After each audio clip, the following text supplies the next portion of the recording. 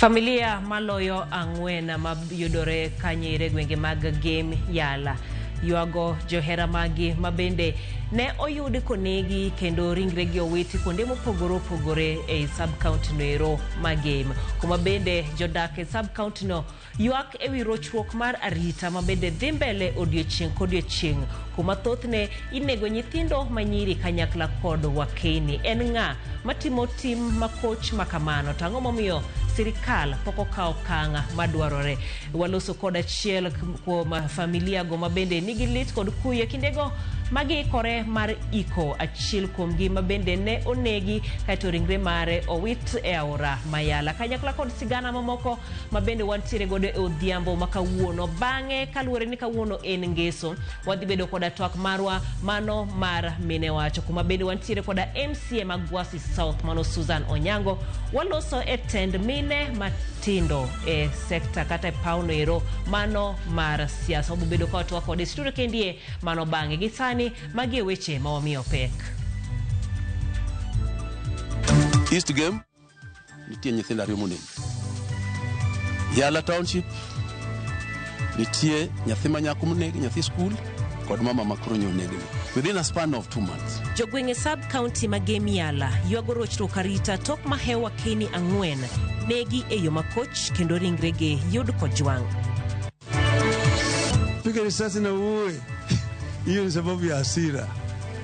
Kina hasira ni nini? Tuzungumze na hawa watoto. Tuzungumze na wazee. Wakina mama. Wote kongamano. Ugai mar ODM Raila Odinga okoya jatend piny mondo oduok mirimbe piny mamiyo ogolo chike kaka mar goyo gi magina tiende jomaundu.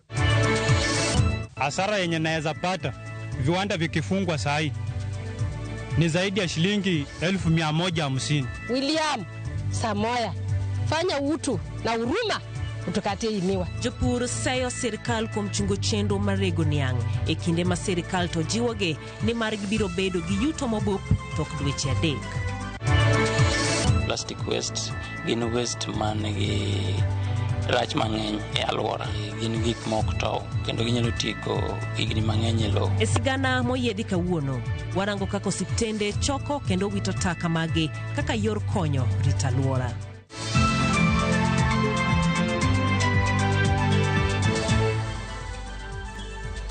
Arwake ni mondi bed koda nyaka giko kabende watoko diko kalelai maro mar ote machuok ma en ariyo adek au chiel nonono kanyakla kod mbui magwa mag tudrok mano YouTube kanyakla kod Facebook ilungani Jailieta jaloko marwa en Wilson Ochuka. Mohe wakeni ang'wen moting'o nyithind skul kod johala osewito ngimagi kendo ringregi yud kojwang' e yo makoch kuom thuolo mar dweche ariyo kende e sub-county ma Game Yala kanyaka sani onge achich moramora mosemaki kitudo gi nek makamago. Jafwa marwa Steve Biko nolimo moko kuom familia mosekale midhiero mar wito joheragi kokalo kuom nek makochno kendo losonwa lipot makamae. East Game nitie nyithindo ariyo monegi.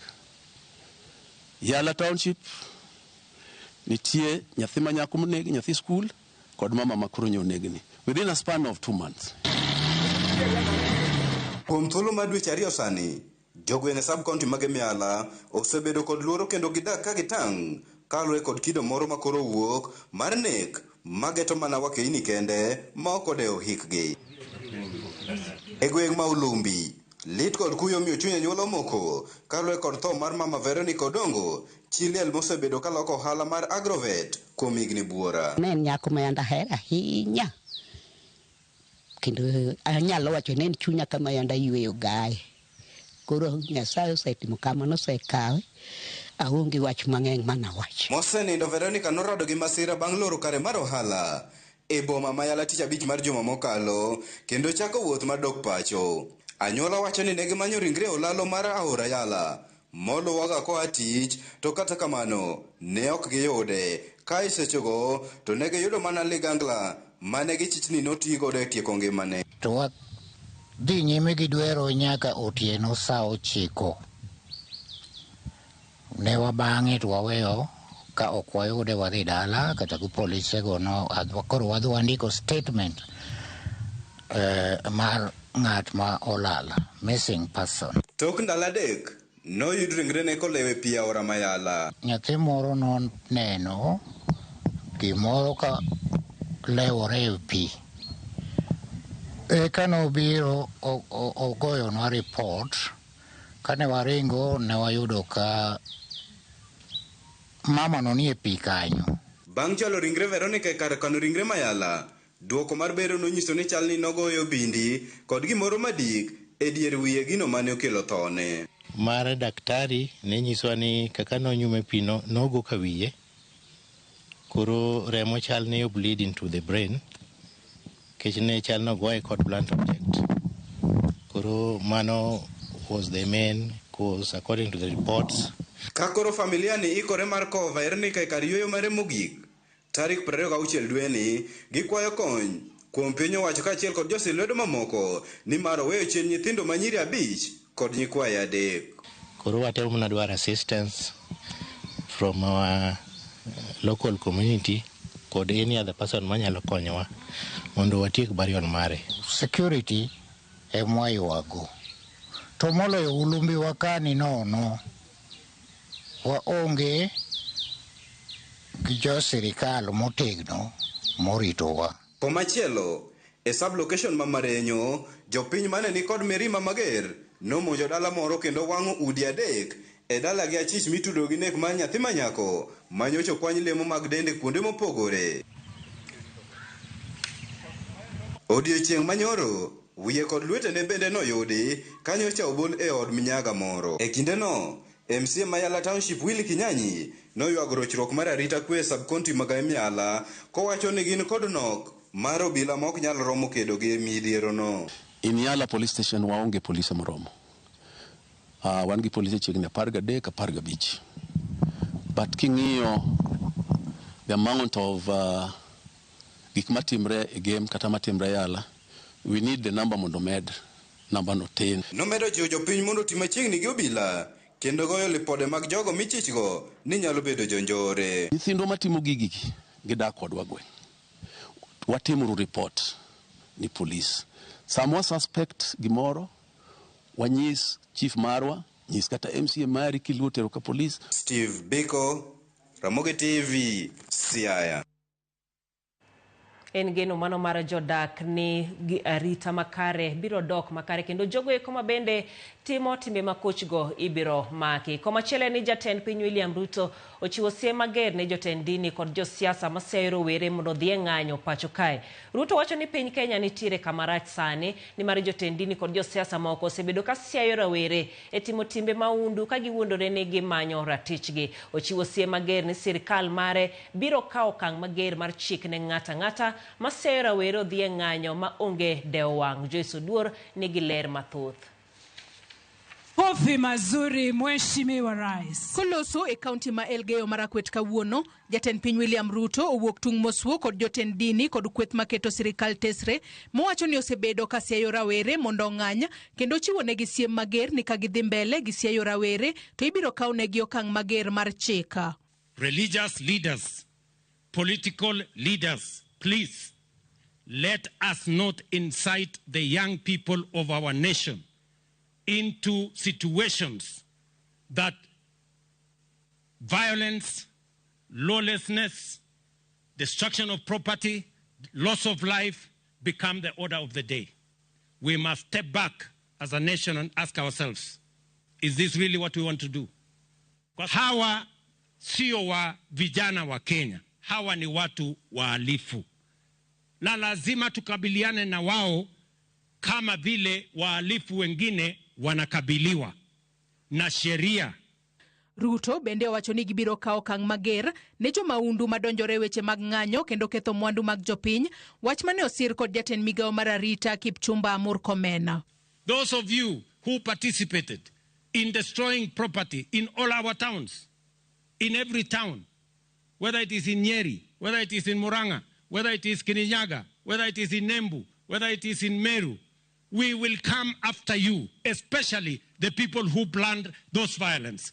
And same power we have been given by the Constitution to use to sort out banditry, to sort out Al-Shabaab, is the same energy and the same strength we are going to use to sort out hooligans, people who are fighting in the streets of Nairobi, people who are invading police stations, Your Excellency, to steal guns, to burn police stations, to attack police officers. Bende gichiwo siem mager ne kweth maketo sirikal tesre, magiwacho ni onge agenda mora mora kendo gipondo e tok siasa mar dhoudi ma sirikal mapacho ka osingo mar kedo godo nyaka giko. Si kuna wale wanasema ati wanataka kushindana na mimi. Mimi nataka niwaulize nyinyi, mbali na kasongo na sijui nini na kusema nini na sijui kuimba Ruto must go, agenda yenu ni gani? Ati kazi kubwa wamefanya hii Kenya ni uchochezi. Kazi wamefanya ile wamesucceed. The one thing we must give it to the opposition that they have done is to incite the nation. Jotelo gono loso e kinde tielo mar 9 mar chenro mar rito bungu ma Kaptagat moseneno ni lo eka 3,000 mar bungu no ogundhi. Amba maji ni uhai. Joyce Odur, Ramogi TV.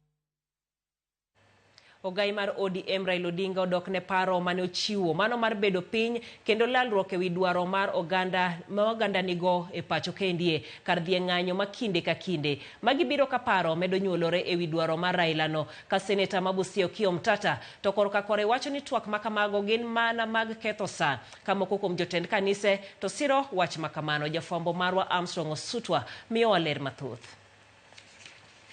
Tok ote mare ne piny Kenya, mano mane dwaro mondo oganda jo Kenya obed piny mar lalruok, ogai mar ODM Raila Odinga nyadichiel kendo dok ne dwaro no. Raila koni weche ma jotelo sani puso kamoting'o chik mar chielo gi magina jong'anyo gin mana mirima kendo ni jotelo go ningo were gi weche makamago. Owacho ni jong'anyo maki kendo tere doho kakoluwore kod chik. Na kuna chuki mingi sana katika taifa letu. Watu wanapigana, watu wanauana, hasira inakuwa mingi zaidi. Lakini hasira ni watu ukiona mtu akisema ati yo piga risasi usimuue, piga risasi na uue, hiyo ni sababu ya hasira. Lakini hasira ni nini? Hasira ni hasara. Ndio sababu nimesema hapana, piga risasi, shika, peleka kule, funga ndani, ashtakiwe. Raila omedo ni kinde koro chopo mar wuok e ndara kendo bedo piny mar lalruok ewi yok ma jopiny nitiere godo. Raila kata kamano dok ne rawere ka wacho ni gin kare dhi e ng'anyo, to kata kamano onego ji oket twak wira ni ng'anyo go ok bi kelo ber mora mora. Kila kitu iko na wakati yake, kila kitu iko na wakati yake na msimu yake. Sasa kuna wakati ambayo ilikuwa watu wanatoka kwa barabara kwenda kuandamana, lakini kuandamana sio mwisho. Hiyo ni inasema kwa kizungu means one end. Kuna kitu unataka ndio unaenda kufanya maandamano, lakini maandamano sio kila siku, iko ni wakati yake mpaka ile kikomo pale ambayo sisi tunasema imefika hapa sasa, tuelewane. Tokor ka kore, seneta Mabusia Okiya Omtata okwedo paro mar twakno ka wacho ni gigo mag oganda ywago kaachiel kod ratiro ma onego lu ni e pend chik kendo ni bedo piny mar lalruok en mana ketho sa. Attempt to remove the struggle from the grassroots and put it in a boardroom and brand it National Dialogue Conference, I reject. Let the people drive this thing. The Constitution is very clear that it's the people who govern through delegation. And we cannot get to anywhere with the dialogue. Dialogue is just going to be a boardroom compromise to ensure that the current fraud continues. Judole County Masiaya komachielo ne ochiwo sir ne paro mar twak ka giwacho ni twak pa kamago nywand jokanyo duto nyaka kanisa mondo nyago lemo. Giwacho ni piny owacho mondo wetiyo kod teko mathoth kedo gi jong'anyo kendo ni chik mane jatend piny ochiwo ne obila mondo gol gi risasi jong'anyo en ataro mar chik. Magene sirikal magini youth gin stakeholders e Kenya kae, Gen Zs. Sani koro waseng'eyo ni gin stakeholders kod opposition to moloyo kanisa ma wan jotende to kod josiasa mondo ji oduogi e piny mondo los. Nikech ka ji ok oloso to waneno ka gik moko kethre aketha. Armstrong Osutwa, Ramogi TV. Seyo pod imed biewne jatend piny kaluwore gi chik mane ochiwo ne obila ma pacho kae marakore kod jonjore e kinde ng'anyo. Kaluwore gi chik mare mar chwado jonjore gi magine tiendgi kar negogi e kinde ng'anyo, mane juma ni josiasa mopogore opogore masiro kaachiel kod maseyo wachno bende oseloso e gala moro. Kata kamano, chik mar obila to wacho nang'o kaluwore gi chwado jomaundu magina. Jafwambo marwa Sharon Ong'ao oloso gi okil Kamaloka. Mtu ambaye anachukua moto anaenda kuchoma biashara ya mtu, anaenda kuchoma mali ya watu wengine. Mtu kama huyo apigwe risasi miguu, aende hospitali, akienda kotini. Mano e chik mane jatend piny Kenya ochiwo jumane ne obila marakore gi jomaundu e kinde ng'anyo. Chik manyaka sani ikwedo kendo isiro gi josiasa e okenge mopogore opogore. Moko kuom josiasa motenre kod piny owacho usibedo kasiro chik makama e galamoro. Niseme na nishukuru Rais William Samoei Ruto.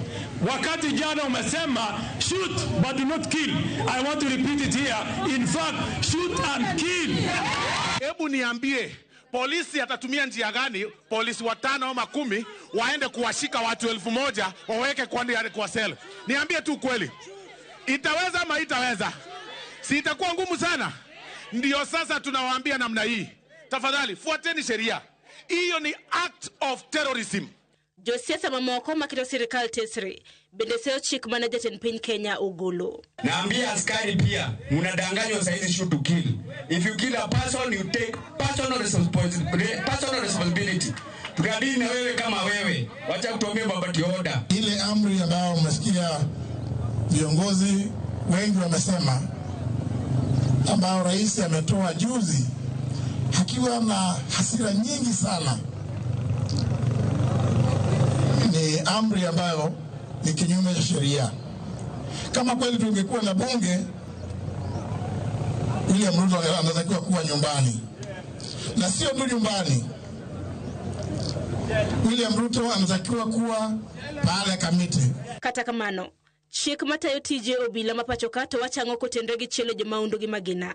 Okil Charles Midenga oloso kod Ramogi TV. Ka ng'ato nigi magina to obila nigi magina, obila yiene tiyo gi magina. To ka ng'ato nigi bana wach ni pala kata mana gi rungu kende, ere tiyo gi magina. Seche moko ng'ano onge kata mana gi gir maundu. To ere kinde ma obila inyalo yiene gi mar tiyo kod magina kuom ng'ata. Police at the first instance kara mokwongo nyaka tem gimiluongo ni non-violent means mondi. Kok nyalre koka police obila nyalo tiyo gi magina. To samo tiyo gi magina nitiere gi conditions. Nyaka wang'e ni the seriousness of offense mo deal godo. Mar ariyo, force mo deal go nyaka bed oluongo gi dho ngere ni proportionate to gi attack. Mar adek, ka police dwaro protect life kata mana property kata mana odwaro defend himself kata herself, and then owunda ni kata ka ng'ato owuok e jela, oponde jela, to koro idwa make mondo oduoke e jela. Chik mar obila bende chiko obila okenge mawinjore gi kaw ponono ni ng'ato oyudo hinyruok e kinde rakruok. Obila ko ohinyo ng'ato, chik dwaro ni nyaka otim gino ni offer medical assistance. Mano mokwongo. Mar ariyo, nyaka report to superior mare as a form of accountability. Mondo owachi ni nyaka declare ni ne ahinyo ng'ato, to na ahinyo ng'ato e yo machalo kama. To koyudore ni nokotiyo gi magina yo makare, to 6th schedule nigi word miluongo ni it's a disciplinary offense. Makoro IPOA come into place. Kata kamano, seyo bende podi medo bione josiasa mosebedo ka loso au yaye e wi chik mane jatend piny Kenya ogolo. Sharon Ong'ao, Ramogi TV. Jopur mag niang' mai imbo mar Kenya kwedo maboro kang' mar piny owacho loro kembe mag rego niang' kaluwore gi nok mar niang'a mosetegno. Kaka Efi Nyakidi lero, tend board ma Kenya Sugar omako chung' motegno ni okang' makamano en mar konyo jopur yudo yuto makare e kinde mabiro. En okang' ma pod medo nyuolo paro ahinya to e kind jopur mag niang' ma gwenge ma imbo ma piny Kenya. Urani loro kembe mag rego niang' kuom dweche 3 biro mono gi yudo yuto kaka owinjore. Umesikia kampuni inafungwa hiyo wiki. Tafadhali naomba serikali mtusaidie, hata wakati hata isongeshwe mpaka hata next year. Miwa yetu imeharibika. Hiyo tu ndio tegemeo letu. Kaluwore gi bod mochung'ne sukari pacho ka Kenya Sugar Board, okang' makamano luwore kod nok maniang' kendo biro chiwo thuolo mategno ne niang' ma ipuothi. The average age of Ken in Western is between 9 to 11 months up to 12 months. So with that, it means the farmer is going to lose a lot of money at an average of 4 tons a month.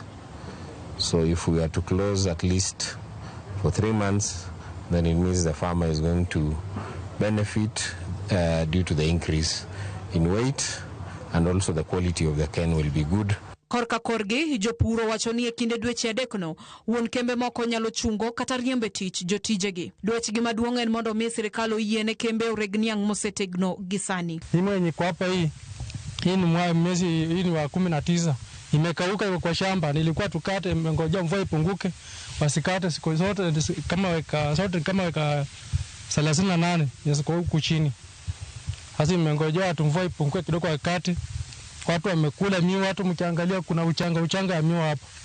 Kwa hizo eka 2.5 hasara yenye naweza pata viwanda vikifungwa sahi ni zaidi ya shilingi 1150, ambapo hiyo ni hasara kubwa. Na mtu hasa kama mimi mkulima, kwanza sahi hata niko natoka shambani na niona na jemba hapa, so nikipoteza shilingi 1100 na rais alisema kwamba anaenda kutetea hasola watu kama mama mboga, watu wa mkokoteni, watu wa kulima kama sisi. Komachielo, jatatije mar Kenya Sugar Board Jude Chesire ojiwo jopur mag niang' mondo bed gi horruok kosingo ni yuto margi tok dweche adekgo biro bedo mabup. In 1 hectare, the farmer is going to gain 72,000 shillings at an average of 6,000 per metric ton.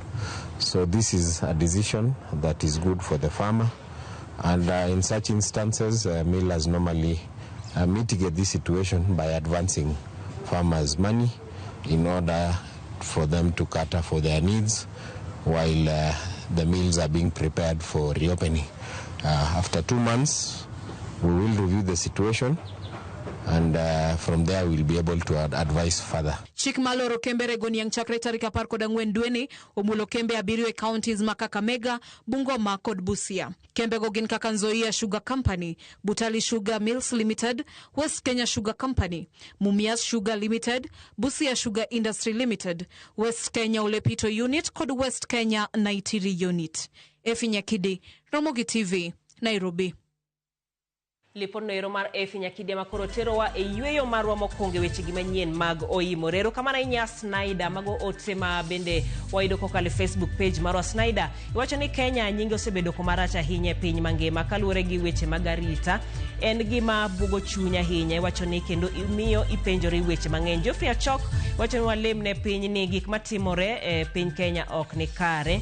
Kawoto Dhiambo bende siro wacho ni Kenya dwaro lamo kod riyo kech mondo Nyasaye otimnwa maber. Lai marwa mar ote machuok bende Elvis Ouma iwacho ni Ramogi Ler intiere gi Elvis Ouma, Sheila Paula Sogola kod Evelyn Mano Kanyero, Johannes Wodsela bao moja deno mar gema gotrege Ramogi TV Ler kende iyude e yuno iro makare. Abende ayudo TV e yo makare ta wuoro Ruto ka jopiny inyalo go gi risasi karo odwarito jomage. Mano Honorable Benedicto Jacobura Masogo kantiere ka Tito City. Ka iwacho ni ang'o matimre thurwa ka wakwayo iwacho ni mana kwayo kende kod lamo mondo pare oganda. Iwacho ni ber ka pinywa ni wabed gi mesa mondo okonyo oganda. Mano Stacy Kaya Kodula untiere gi owadu Sheldon Scovin kod ng'ao wanwarite koso akiani mano nying mane. Kaita Witi Jarodi bende ibenda neno ote mari kae ibendi wacho ni duo weche manyien e yono iro makare. Wadhi mana yweyo kaito ka waduogo to bedo koda twak marwa mangeso kangeso mano mar mene wacho kikidhi mabor.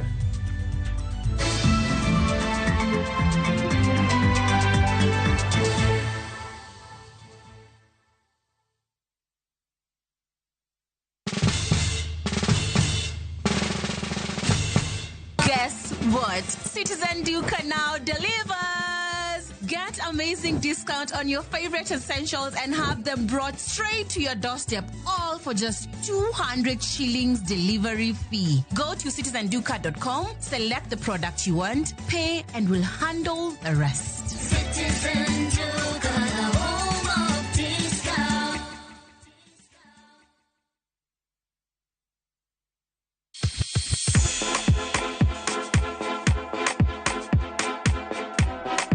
Be isei korine miel. To bendi sei korine thumbe mamit manyien manyasani.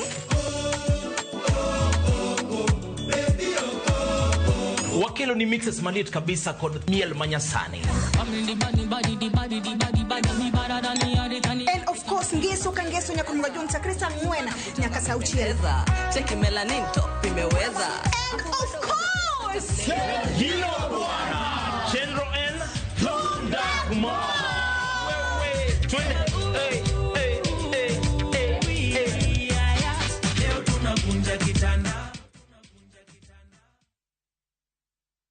Introducing Wigo, your trusted ride. The ride with the most reliable, verified, efficient, and transparent drivers. With fabulous cashback incentives for passengers, each trip on Wigo feels like an upgrade. Download Wigo from Play Store or App Store or SMS Wigo to 20425 and ride with confidence. Wigo, let's go.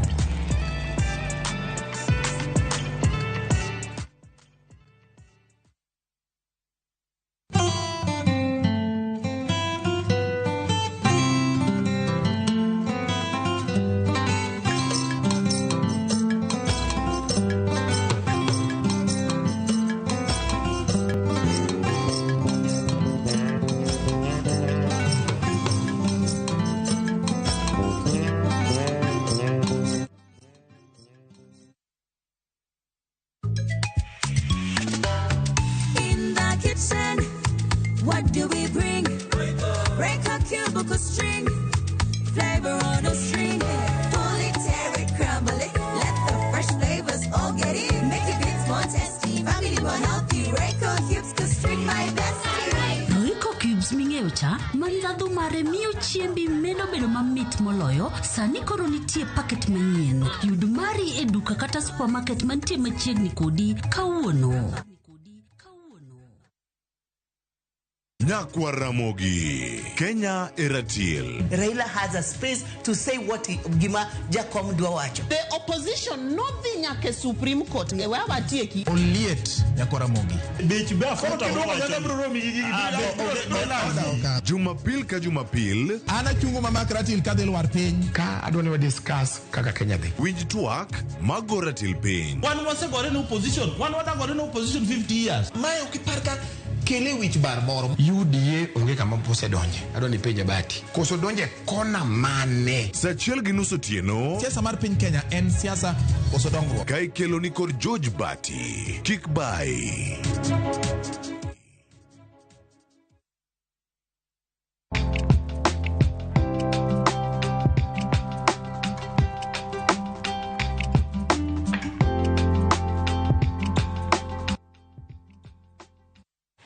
Machiegni e twak marwa mano mangeso ni mano mara mine wacho kuma kawuono waloso e weche maga mine matindo mabende nitiere tela inya e pauno iro mano mara siasa e studio kendi wantiere koda Susan Onyango ma en MCA mar Gwasi South mbende nochungo tiko noiro mar independent mano king'eyo siasa makaluo to gi kaka ODM no mako kuma omako to odonjo go tiko noiro mano mar independent wado mana walos kode matin ka wang'iyo kendo wajiwo mano tend mine e pau siasa machiegni kabisa. Susan oimore ahinya Jael. Erokamano maduong' inyalo mana medo ulori matut ne joneno magwa. Erokamano gi nyinga iluonga ni Susan Onyango. Anan nyara Lego Kogelo. Atedo Gwasi. An miyo. Kendo an gi nyithindo. To an jasiasa. Kendo yiera mondo arit jo Gwasi South. Inyama nang'iyo gi kone. Jo Gwasi South kaka MCA margi. Ani marito gi sani. Erokamano ahinya. To ni donjo gi independent. Ere kaka ni penya minyalo. Erokamano Jael noko yot. Okang' mokwongo ne an ja ODM. Kendo ne an jakong mar party mar ODM e ward. To nikech ODM wan okotimo yiero gi matin nominations e yo makare. Mano ema notera mondo adhi e independent. Nokang'eyo ni anyalo dhi. To nawacho ni oyo aneno ka an gi jopiny ohera. Agombo ni wang'ni. Ambe kaka ng'ama miyo. Atem matek mondo ane ni lek jopiny mane gigombo ni atelnegi odhi kare. Emomiyo naringo madhi aomo independent. Ing'eyo ka Gwasi since independent onge dhako manoseyier. Ane dhako ine mokwongo. Manyiso ni intiere ting' maduong' ma bende intiere godo. Iyaw yo ne mine mamoko ma Gwasi mondo gibende koro gichung'. Ipane ang'o momiyo jo Gwasi nodhi moyieni mondo in magiyieri ng'ama miyo nuchung' jadi mokwongo? Mokwongo kapok nwagike nomination wachung' dhano 17. Then after nomination wadhi wachung' dhano 11. Ng'at achiel ne nigi ODM ticket, ng'at achiel ne nigi UDA. Jomodong' dhano 9 ne jo independent. Nung'eny. Ne wang'eny. To na yombo gite. Ipani kopim kendo kong'e. Ang'o manogoli oko? Achiel gima nogola oko kaka ng'ama miyo. Ing'eyo ng'ama miyo en ga chwech mang'aw. To be samoro chuo chayogi. An awuon nauso agenda na. Mana dhi timo ne jopiny. No kayeny. To jok mane wapiem go. No chaya kendo no buona. Nikech Gwasi pok no yiere ng'ama miyo. Ni ng'ama dhako ni dhi timo nwang'o. Nok gikawa ka gimoro. Omiyo an mano nakawo kamorna. Kendo nakawo thuolo no makende. Mar wuoyo gi jopiny. Ahinya joma mine. Nakonogi ni ma an. Ema chung'. Tagombo ni ubed ng'eya. Une munyalo umo duga. Nikech mine gi joma chuo gi yanya. Kendo gidwa ni mondo gigoya. Tasingonu ni ka umiyo ombulu. Uburo neno matunda. Ma Susan okelo. Ma matunda no wabolose. Kabisa. Kendo mang'eny. We wadogane e campaign. Sama koro campaign timore kata sama koro uwoyo gi jopiny. Thothne sani nitiere seyo moro ni siasa migoyo en siasa mar weche mibolo, weche maricho, weche ma njao ji wedend ji kar mondo go siasa mag dongruok. Ang'o minya wache mano? Okay, gima nyalo wache mano ni siasa nitiere siasa maranjao en adieri. Okanyal wacho no rach be okanyal wacho no ber, but luore gi message miwacho e sechego. Audience mane mi imit sechego. Imit nyithindo. Ka ine school ing'e message michiwo, ka ine church ing'e message michiwo, ka inir jodongo ing'e message michiwo. Ka inir jomarom gi ikani bende ing'e message michiwo. Ka ine mix up ma ine jodongo, ine Gen Z, ine ang'o ing'eyo message michiwo. Then bende mar ariyo ochako luore gi kamiae. Luore ni to in kamiae oganda miae. Kao message no nang'o. Nitie joma kawe positive, ginyalo jaji godo. To nitie be joma kawe negative. Kaka gweng' maae, kit siasa magoyo oken maranjao. Nikech ang'eyo ni en kumukenda, an gi kwerena, an gi dena, jok mamiyo luor. Nyithinda bende nitiere, yawuota bende nitiere. Ok dagomb ni awach weche maganjao, mabro njawa. Okay, intie konde samoro miwacho ni siasa kise donje to nitiere gik moko makoro iketo kando, ahinya kaka joma mine. Mano anyalo wacho ni oken adieri. Ni still pod in ng'ama miyo. Siasa en ana siasa, bende en yor tich, but in ng'ama miyo. By the end of the day, adok dala, siasa wegi e gate. Ka gike e yoda an dhako. Idogi bedo dhako, bedo ng'ama miyo. Abedo ng'ama miyo. Kamano.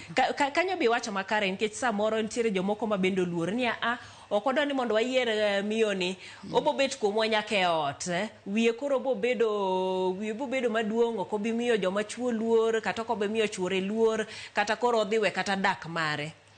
Oyo Jael, mana nyalo wacho ni onge kian.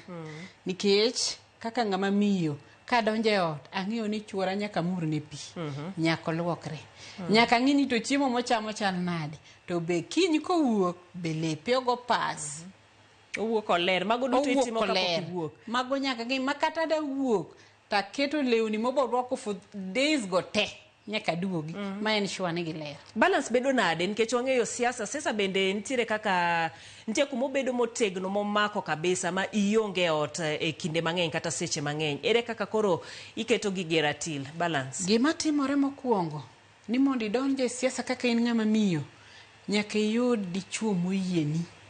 Ok oyot.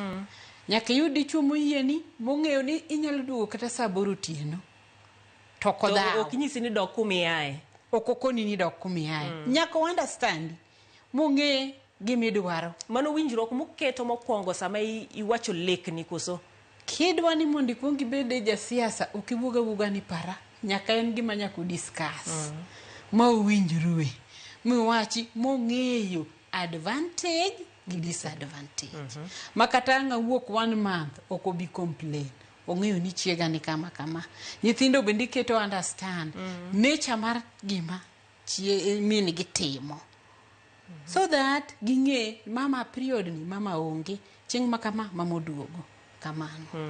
Ero kamana ahinya. Aya koro wadoge iseyawo yo ahinya gwenge mag Gwasi South kuma koro bedo miyo mokwongo moyier kaka MCA. En ang'o mitimo kata mibomedo timo mondo oyaw yo kata thuolo ne mine mamoko mabende bodwaro chung e Gwasi South kata e gwenge ma aluora maru? Ero kamano mokwongo nadwa make sure ni kaka an dhako mokwongo yier chuo noseyier mbele 2 to gik masetimo sani oseo chuo 2 go. Number 1 thothne thurwa ipure nyaka yaw ne mine yo ma olembe gi chambgi ginyalo chopogo e chiro ka ok giting'o gi wigi kaka chon ne gitimo. Aseyawo yore mang'eny. Aseyawo yo mana chako go Wiga, Kumbatha, nyaka Manyisia, migo Ring Road.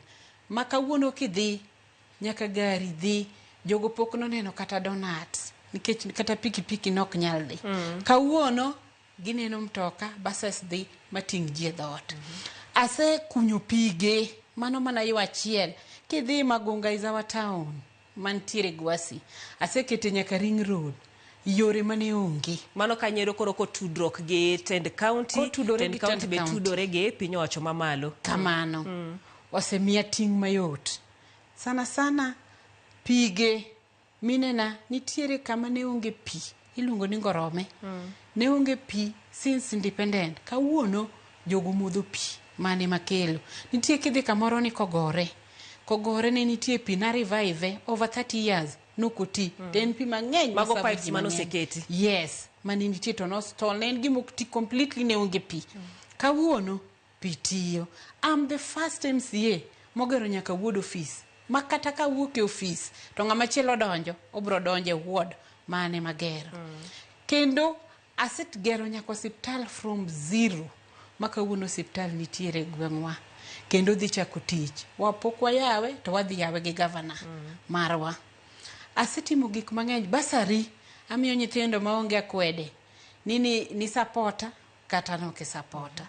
Ko dhibe through county government wan go ma make sure ni sami dhi pur japur ke japur mondo dhi okow nikech Gwasi chiek.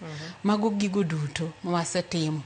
Achaka lobby street lights kibiro Gwasi kawuono okinyala mini ni en Gwasi. Gweng' rieny. Gweng' rieny makiwuotho gotieno chalo town. Inena ni ma nyathi manyako ni oti. An gi penjo Susan nikech gigi te iwinjo ka sani weche go eko ni wan e sirikal wan wadwaro dongruok.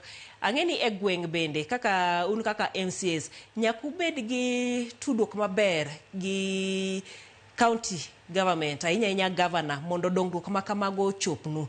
To ka en kamano to ere kaka samoro nikech gimoro moro ok nyal bedo makare. Kaponi Tend County ok ti makare bi nyalo sieme miwachi ni akato ok ni kare nikech koro luor nitiere ni ibo mai gige dongruok moko mabiro iri.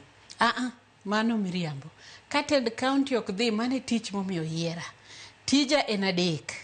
En legislation, en oversight oversight to gi representation.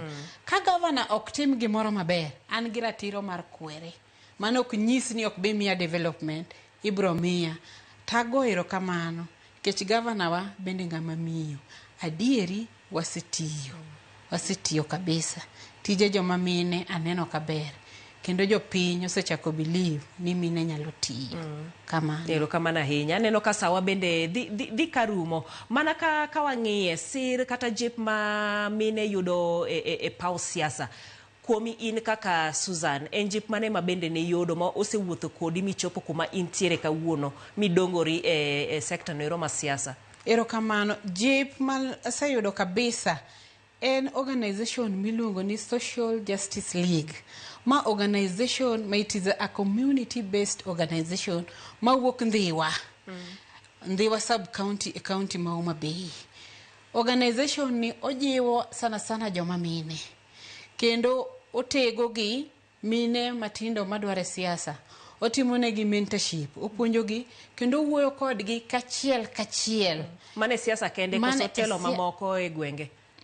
Ok siasa kende, owuoyo gi youth, jok man gi disability, to gi mine matindo e siasa. Mago bende owuoyo godo.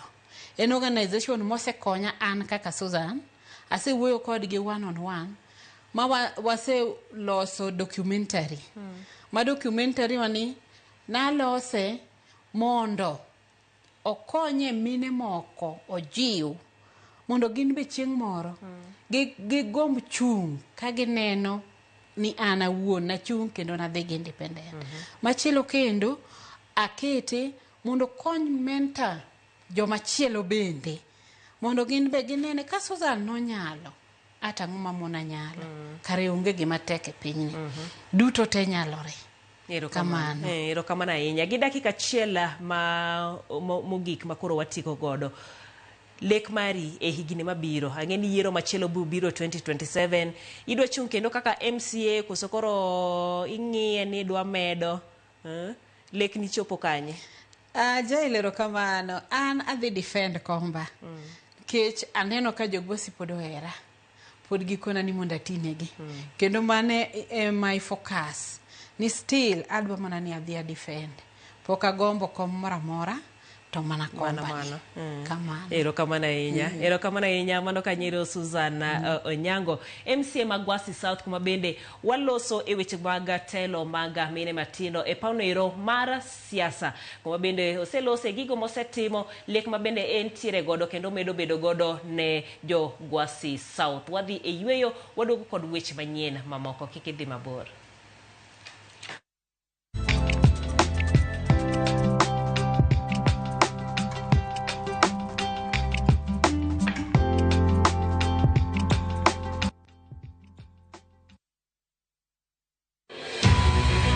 Ne opidhogi gi hera, nomiyogi kar dak, kendo puonjogi tiend bedo joot.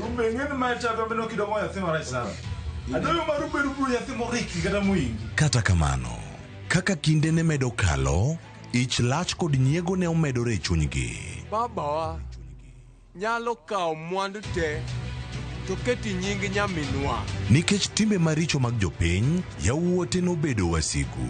Podi wachri gi siji ni weche ajuoga, siji weche ang'o. Koro ajuoga kokwa ilak mbura magol, tidhi golo ne kanye. Be ng'uono nyalo loyo ich lach? Mano ok en lweny mar mwandu kende, to en lweny mar rito ngima joot. Mana e Winam Cinema, Jumapil, saa 2:15 otieno kod saa 4 otieno. Kik bai. Ready for Bali? Ride the waves of Melasti Beach, explore Uluwatu Temple, and enjoy thrilling water sports. Snap Insta-worthy moments in Ubud, Tegenungan Falls, and Wanagiri Hills. Cruise to Nusu Penida Island on a full-day tour. Fast boat and lunch included. Take in volcano views, temple tours, and tropical bliss, all in one trip, starting from 182,000 Kenya shillings per person sharing. Flights, 5 nights, breakfast, tours, and transfers all included. Book now. Call or WhatsApp View Travel on 0703 254 254. View Travel. Dream. Explore. Discover.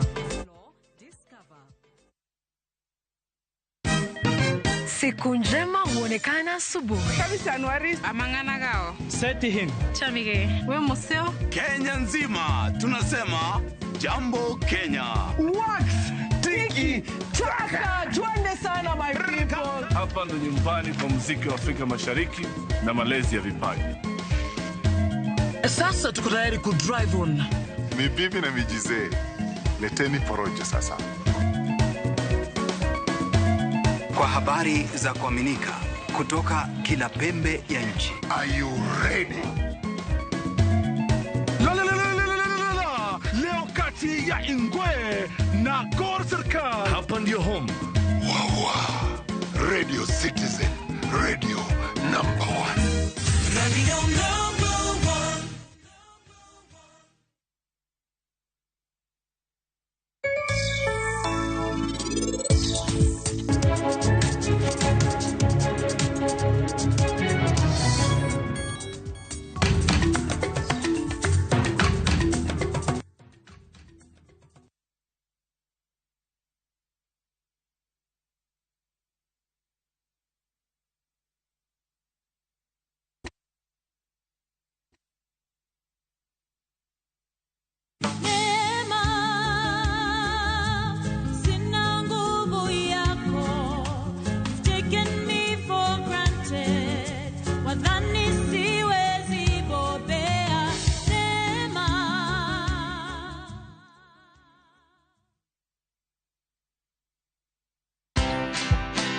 You'll build trust by me knowing that you're actually not interested about my title.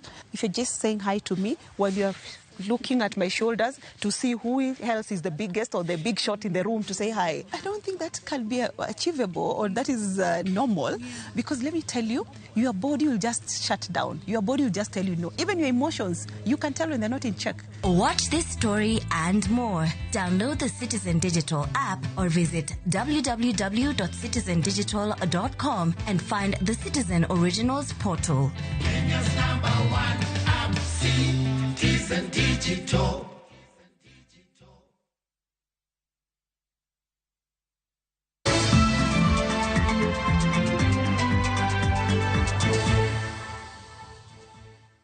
Machiegni kendo e kinde ma ute thieth kendo matek mar reso ngima oganda, gik ma gitiyogo e thieth kelo midhiero mar taka mawuok e yedhe kod gige plastik kod jwala malila luora kendo keto ngima jopiny kama rach. E sigana ni Millicent Adhiambo kolonwa kaka ute thieth moko tiyo gi lony manyasani kod kao ondamo manyime matiego jopiny ewi kaka gisebedo ka gichoko kendo wito taka mage kaka yorno mar rito aluora.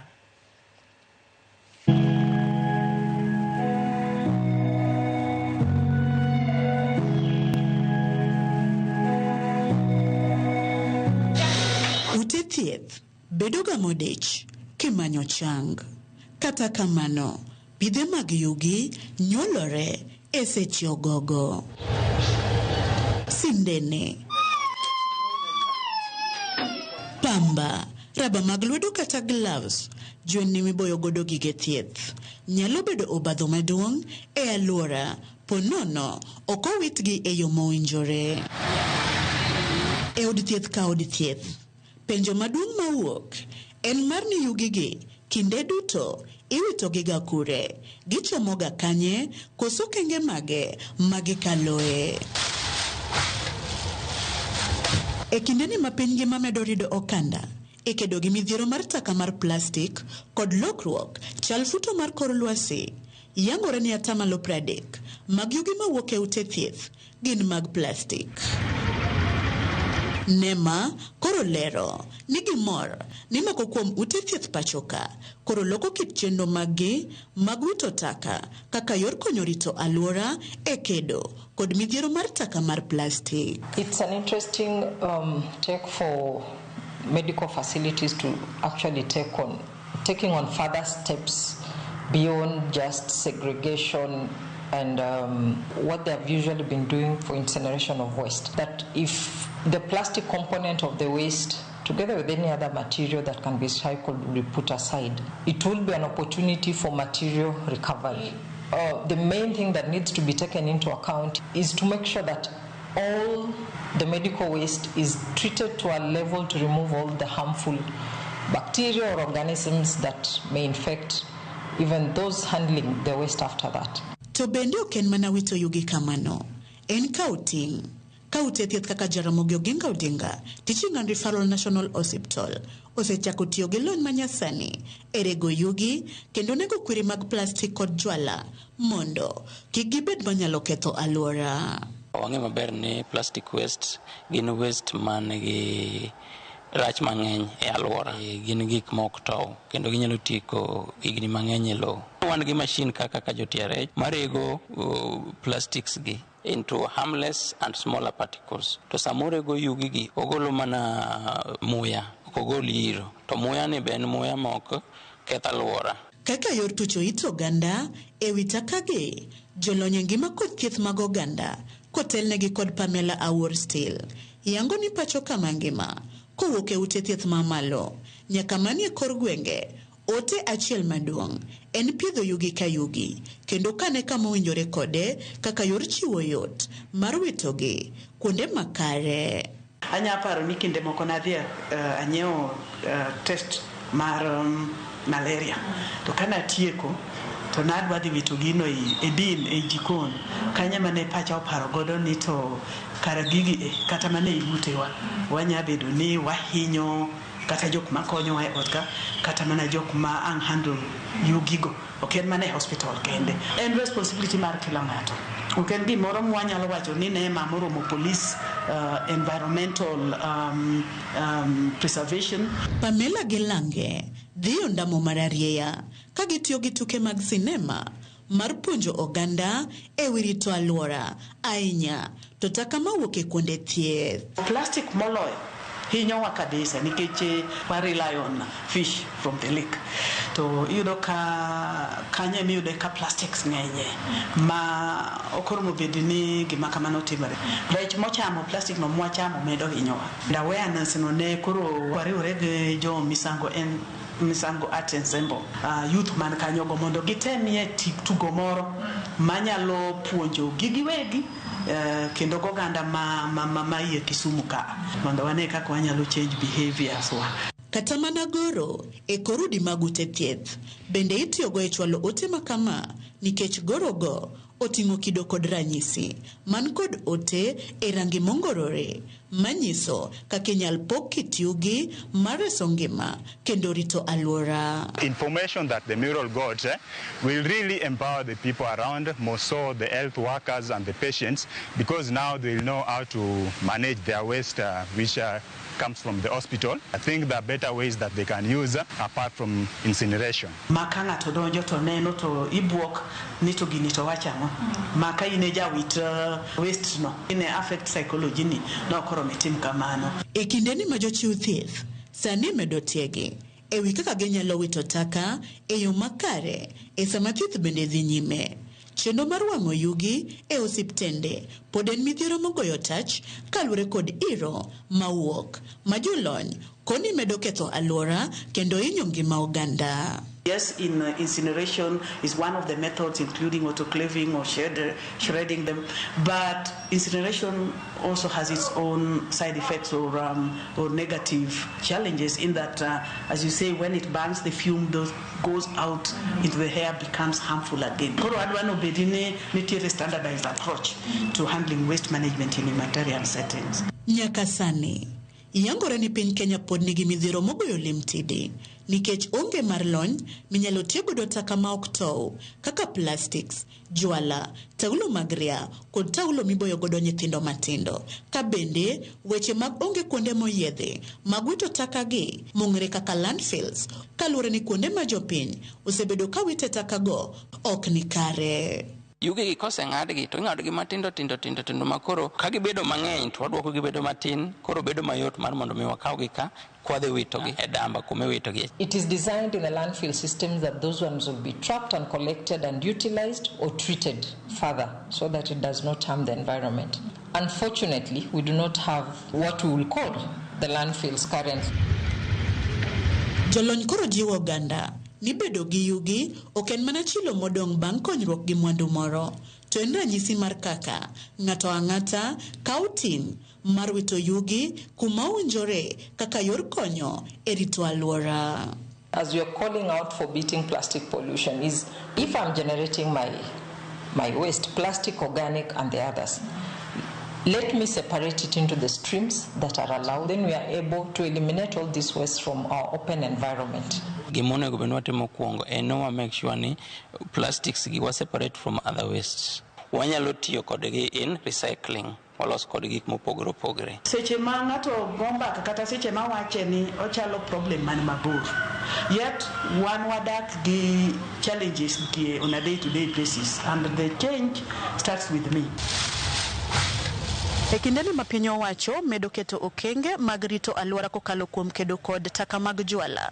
Ute thieth koro ijiwo mondo odeni oketo okenge makare mar wetho wito taka maricho mag plastik kod mago mag jwala kowuok kuom awards kuma ipogogie kaka yorno mar neno ni giriwo lwedo kanyakla mar rito alwora.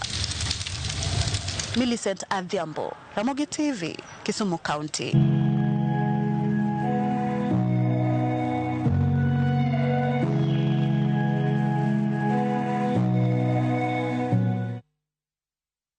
Wuoth machiel kachiel no bage boma ma Nairobi keto ler kendo choko omenda ne nyithindo modak kod tuo mar sukari.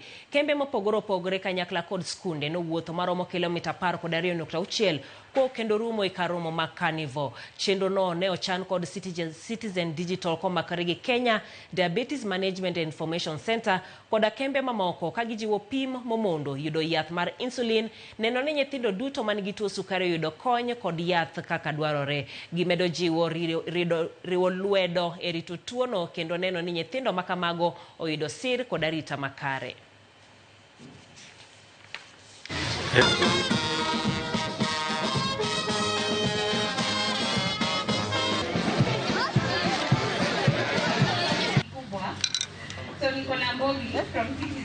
We come out, all of us, for our major fundraiser for children with diabetes.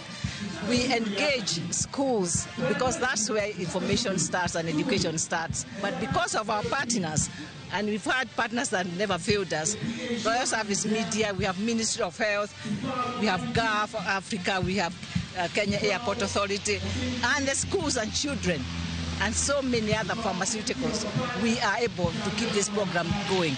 We are grateful for the partnership we have had with Royal Media Services for over 15 years. They have been one of our major sponsors, and we are really grateful that they have worked with us. Mimi ni beneficiary wa DMI, napata dawa, and venye nilikuwa form 4 pia nishalipiwa fee term 1 to term 3. So nashukuru sana DMI kwa kunisupport.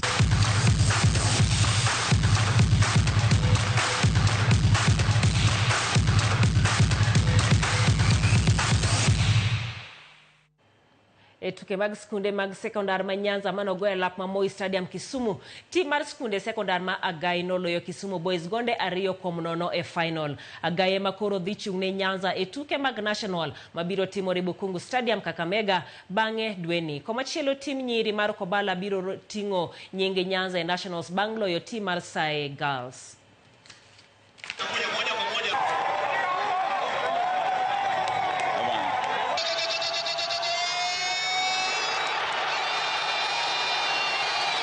Adwang Soni, I'm going to a familiar ground because Kachunka Anas Mr. Koko as Natero Thurugame National 8 times. I lifted the national in 2004.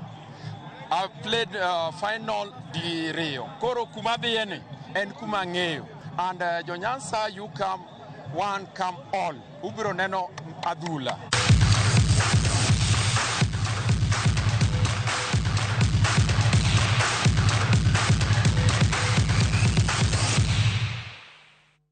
Kapo kawuok to mana mapio moko kuom ote mabenda ntiere godo kendie kaka mari youth leader Eric Opepo from Kajulu Angira iwacho ni ineno Ramogi TV maber kod baba ni Pastor Michael Opepo. Raila ni kare mano yang ke ntiere kod Dan Mari. Felix Ojoka wuok Sori Karungi wacho ni poch gi pak ne mheshimiwa imedo kwayo ne hawi maber. Katabu mar Jusa kantiere Barolengo wacho ni timo usne nyuola joka Matindo Polo kuom to mar Charles Omolo.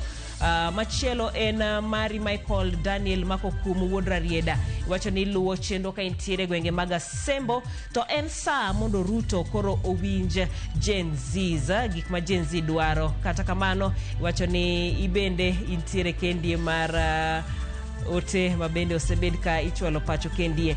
Ote machielo mabende ayudo kendie en Mari wacho ni Daniel Dalton Matu Hamisi rokamana hinyo wacho ni ntiere Kamkunje Nairobi.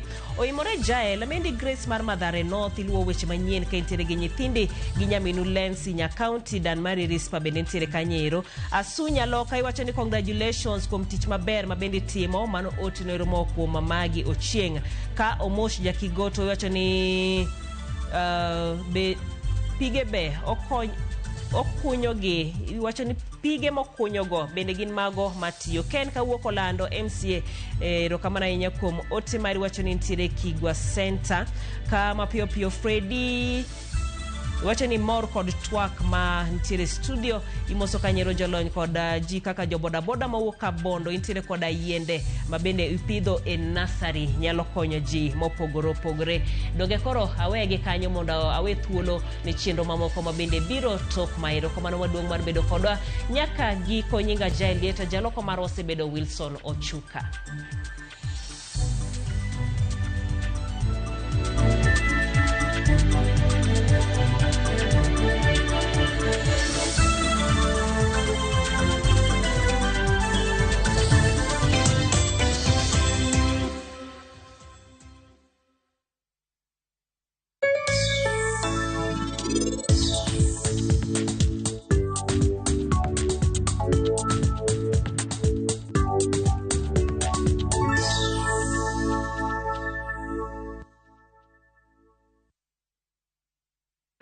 Vibes, Dubai's got them. And View Travel's got your perfect deal. From only 95,170 Kenya shillings per person sharing, enjoy return flights, UAE visa, private airport transfers, city tour, desert safari with a barbecue dinner, a Marina Dow cruise, and 4-night hotel stay with breakfast. All the magic of Dubai, one unbeatable price. Book your perfect Dubai summer escape today. Call or WhatsApp View Travel on 0703 254 254.